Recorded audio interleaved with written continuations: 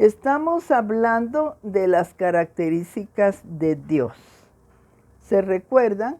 El tema es lo que la Biblia enseña acerca de Dios. Y vimos ya 4 características.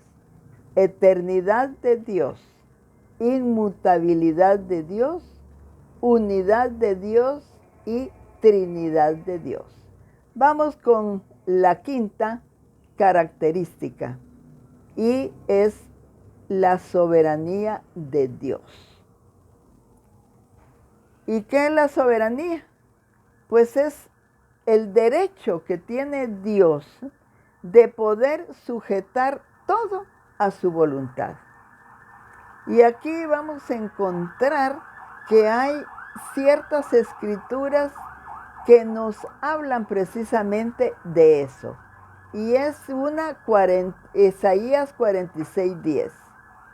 Y dice así: que anuncio lo por venir desde el principio y desde la antigüedad, y lo que aún no era hecho. ¿Qué digo? Mi consejo permanecerá y haré todo lo que yo quiero. Esto es lo que me interesa. Dice que su consejo va a permanecer, porque acuérdense que es eterno. Y haré todo lo que yo quiero. Y en el Salmo 115:3 dice algo parecido. Nuestro Dios está en los cielos. Todo lo que quiso ha hecho. Y lo seguirá haciendo, porque tiene el derecho de hacerlo. Tiene voluntad y eso se llama su soberanía. Veamos cómo se manifiesta la soberanía de Dios en la creación. En Génesis 1 al 19 nos habla de los 4 primeros días de la creación, es decir, todo lo que sucedió en esos 4 días. Ustedes lo pueden leer por su cuenta. En Génesis 1, 20, 25 está el 5.º día de la creación. ¿Y aquí qué pasó? Crió los seres vivientes, o sea, el género animal. Y en el Génesis 1, 26, 27, que es el 6.º día, fue la creación del hombre. En Colosenses 1, 16 es muy interesante saber para quién fueron criadas todas estas cosas. Y dice así: porque en Él, o sea, en Jesucristo, fueron criadas todas las cosas, las que hay en los cielos y las que hay en la tierra, visibles e invisibles, sean tronos, sean dominios, sean potestades. Y aquí lo reconfirma. Todo fue criado por medio de Él, porque Él ahí estaba, y para Él. Vean qué interesante. Ahora veamos cómo se manifiesta la soberanía de Dios en sus leyes. Y vamos a hablar de 3 leyes: las físicas, las morales y las espirituales. Vamos a las físicas. Job 26 del 7 al 10. Y fíjense, porque a mí me parece pero bien interesante estos versículos. Dice: Él extiende, o sea Dios, Él extiende el norte sobre vacío, cuelga la tierra sobre nada, ata las aguas en sus nubes y las nubes no se rompen debajo de ellas. Él encubre la faz de su trono y sobre él extiende una nube. Hay 3 cielos. Uno es el que vemos. El segundo cielo es donde opera Satanás y el tercero es donde está Dios. Por eso es que dice: Él encubre la faz de su trono y sobre él extiende una nube. Puso límite a la superficie de las aguas, hasta el fin de la luz. Está refiriendo a la luz y las tinieblas. ¿Se dan cuenta? A mí me llama mucho la atención cuando dice cuelga la tierra sobre nada. Eso quiere decir que nosotros estamos, pues, la tierra está más que sostenida por el poder de Dios, como están todos los planetas. Y a veces nosotros no nos damos cuenta de esta situación tan importante. Y pues voy a decir esto porque creo que vale la pena que lo hablemos.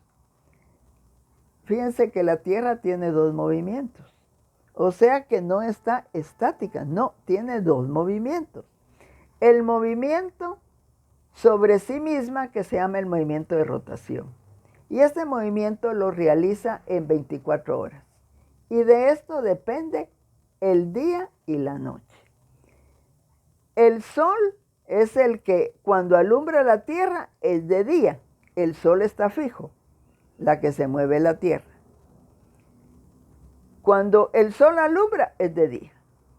Pero cuando está en la otra parte donde no la alumbra el sol es la noche. Y por eso tenemos día y noche. Pero el otro movimiento es más interesante porque fíjense que se le llama de traslación y es un movimiento que da alrededor del sol y lo hace en un año. Fíjense qué interesante. Al mismo tiempo que se está moviendo sobre sí misma, se está trasladando. Miren, y todo esto, ¿quién lo hace? Lo hace Dios. Él es poderoso. Él ha hecho las cosas.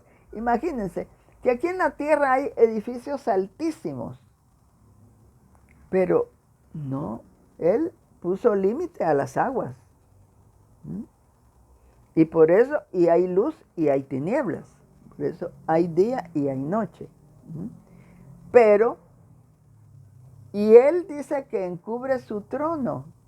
Y ya les expliqué, hay 3 cielos. En el tercer cielo está el trono de Dios. Continuemos. Job 38, 4, 8. Aquí me llama mucho la atención porque en cierto sentido Dios está hablando con Job y le hace ciertas preguntas para que él se dé cuenta quién es Dios. Y le pregunta lo siguiente, ya les dije Job 38, 4 al 8. ¿Dónde estabas tú cuando yo fundaba la tierra? Házmelo saber, si tienes inteligencia. ¿Quién ordenó sus medidas, si lo sabes? ¿O quién extendió sobre ella cordel? ¿Sobre qué están fundadas sus basas? Se está refiriendo a la tierra. ¿O quién puso su piedra angular cuando alababan todas las estrellas del alba y se regocijaban todos los hijos de Dios? ¿Quién encerró con puertas el mar cuando se derramaba saliéndose de su seno? Y así continúa, así continúa. Es interesante que ustedes lean el capítulo 38 y el capítulo de Job 26. Ahí les va a dar más información interesante. Ahora pasemos a las leyes morales. Las primeras leyes están en Éxodo 20, del 13 al 17. Y aquí lo que están escritos son los 10 mandamientos que Dios le dio a Moisés.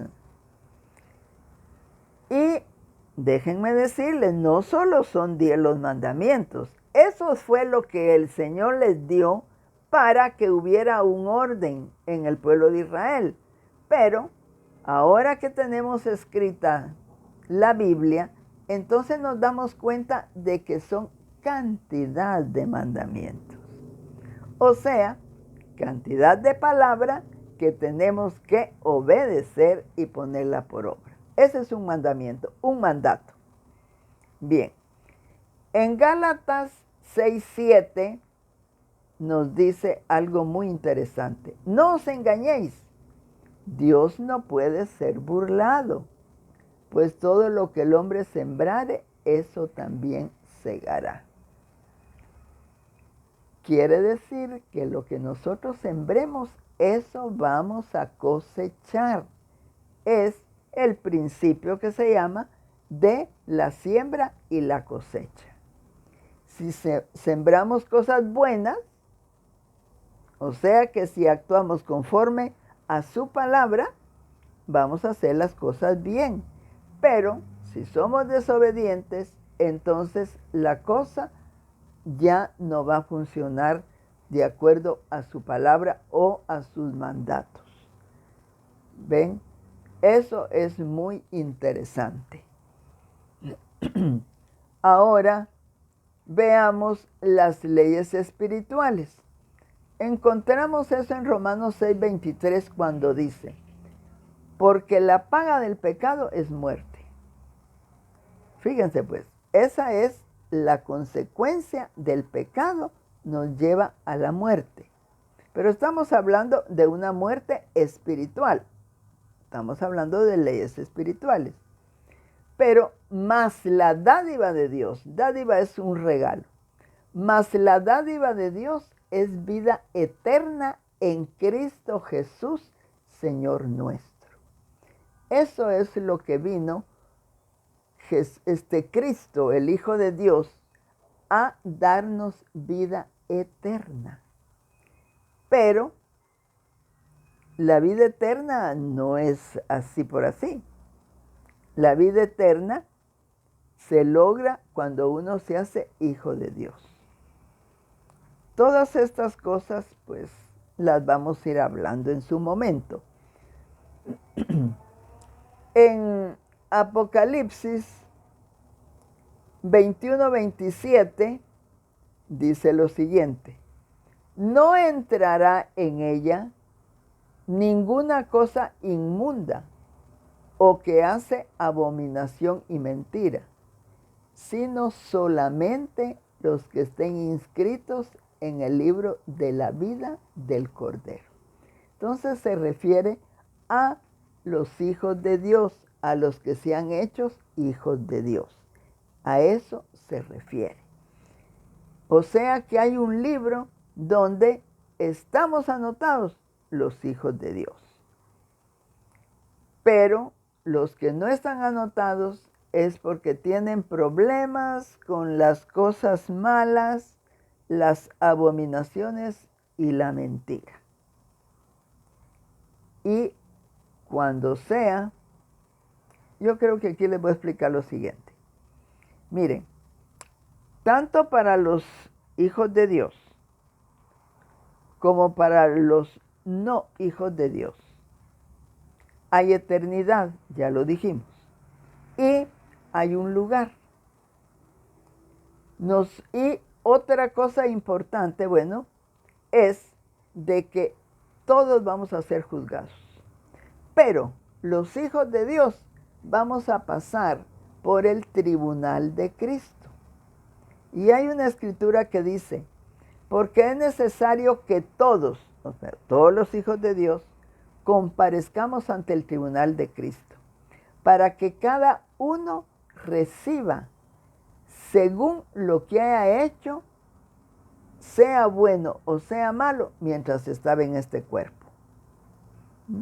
O sea que vamos a ser juzgados, ya no vamos a ser condenados, pero vamos a ser juzgados por lo bueno o por lo malo que hayamos hecho.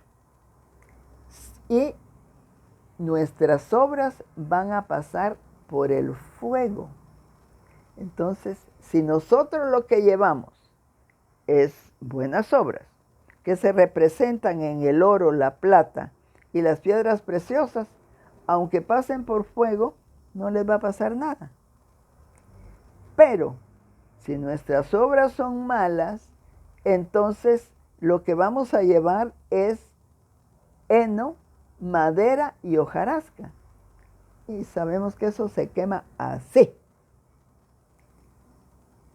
Pero aunque no le llevemos cosas buenas y pasemos por el fuego, pero dice que no se pierde la salvación, sino que pues, ya quedamos limpios porque ya fueron quemadas nuestras malas obras, pero no se pierde la salvación.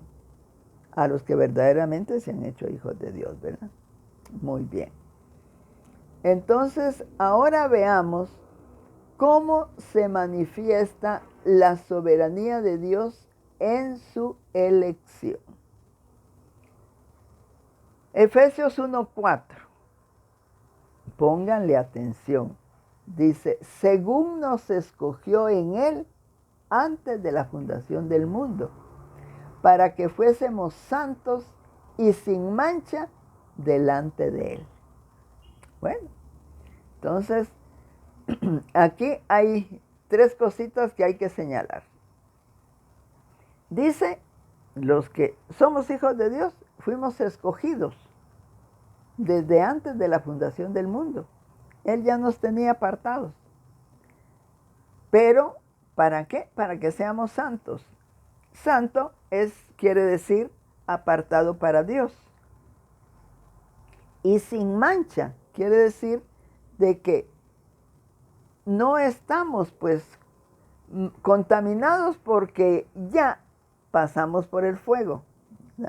Delante de Él. Ya cuando nosotros estamos en su presencia, ya estamos sin mancha. Mientras estemos aquí en la tierra, tenemos problemas. Somos santos, somos apartados, pero seguimos siendo pecadores. Así es que pongamos atención a estas cosas porque son muy importantes para nuestra eternidad.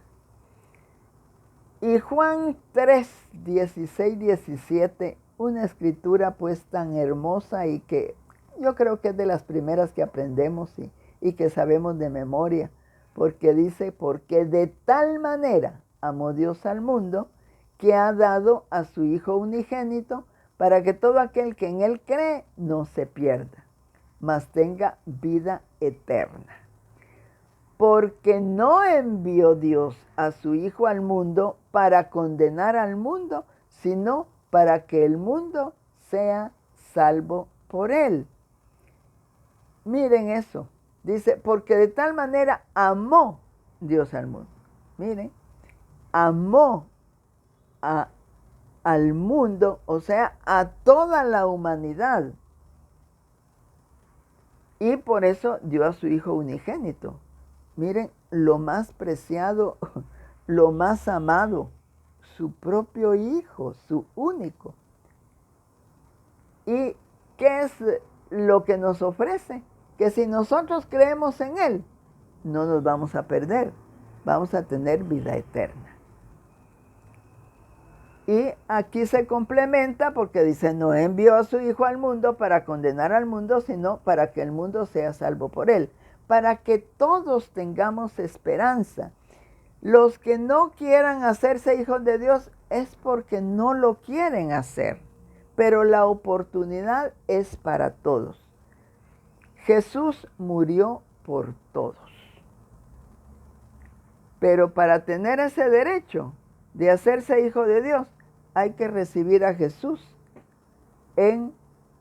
reconociéndolo como Señor y como Salvador y como nuestro libertador también. Así es que es muy importante reconocer esto porque al final pues hay dos grupos, los salvos y los no salvos, los hijos de Dios y los que no son hijos de Dios, los que van a vida eterna y los que van a condenación. Ven que claramente solo hay dos grupos. Ahora vamos a ver el carácter de Dios. ¿Cómo se manifiesta el carácter de Dios? Dice que la gloria de Dios es la manifestación de la perfección absoluta de su carácter. O sea, de que cuando se manifiesta su gloria, entonces podemos ver su carácter, que es totalmente perfecto. Aquí vamos a tener en cuenta lo siguiente. En primer lugar, su santidad. ¿Por qué su santidad? Porque en Dios no hay maldad, ni la permite en su presencia. Isaías 6:3 nos dice: y el uno al otro daban voces diciendo: Santo, santo, santo, Jehová de los ejércitos, toda la tierra está llena de su gloria. Él, pues hizo la tierra, está llena de su gloria, porque lo dice. Pero dice que uno al otro daban voces. Aquí, pues se interpreta que son los ángeles, porque daban voces diciendo: Santo, santo, santo.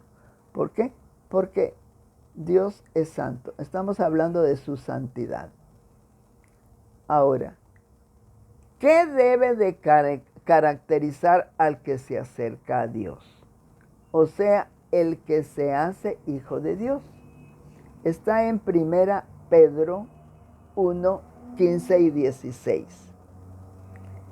Sino que aquel que os llamó es santo. Ya lo vimos. Sed también vosotros santos en toda vuestra manera de vivir, porque escrito está: sed santos porque yo soy santo. Ya les dije que santo no es perfecto, es apartado.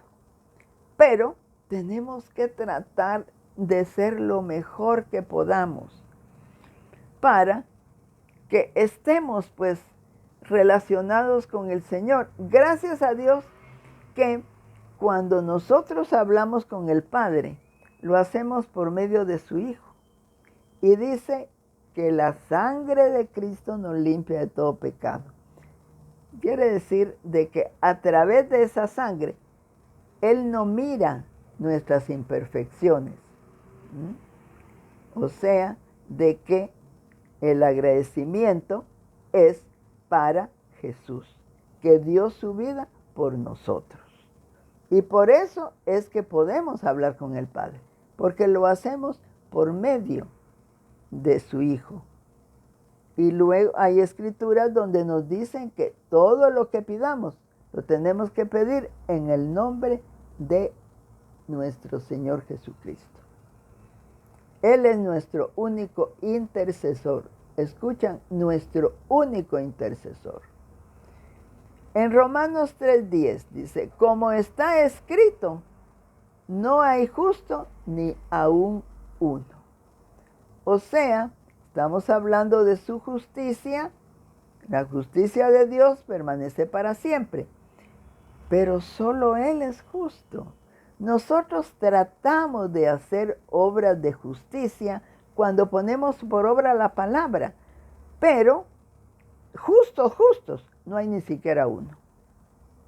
Bien.